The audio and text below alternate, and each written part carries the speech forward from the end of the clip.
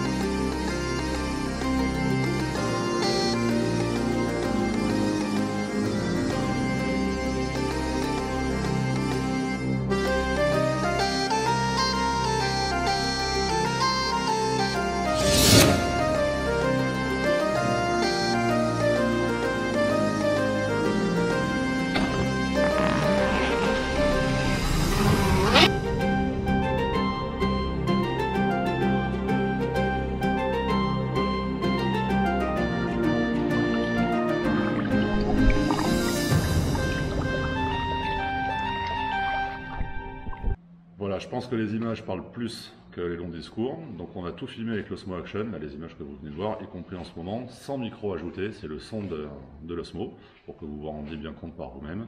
On était en 4K, 25 images par seconde, ISO 100, et avec un filtre variable Freewell de mémoire qui est sur la caméra qui filme en ce moment. Il y a quelques années, quand l'Osmo Action est sorti, beaucoup de gens l'ont appelé la GoPro Killer. C'est vrai qu'elle avait certains avantages et elle avait pris un peu d'avance par rapport à la GoPro du moment. Maintenant, je trouve que les écarts sont moindres. Par contre, nous, on l'a choisi pour la simple et bonne raison qu'on utilise beaucoup le matériel DJI, que ce soit pour les drones, pour l'Osmo Pocket également qu'on a depuis un an et qu'on utilise.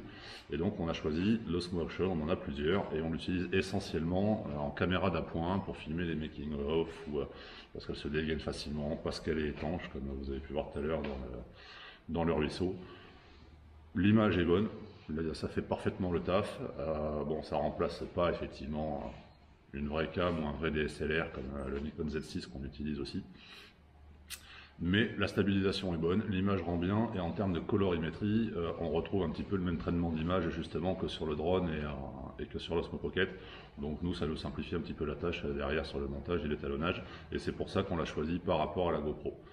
Voilà, maintenant on attend la version 2 pour voir ce qu'ils vont nous sortir et s'il y aura vraiment des innovations.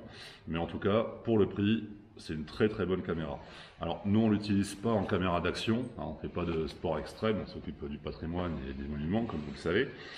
Par contre, on l'a déjà fixé sur le DJI Mavic 2 Pro avec une fixation spécifique. Ça fonctionne très bien, ça nous permet de filmer sur un seul passage de drone, d'avoir deux points de vue différents.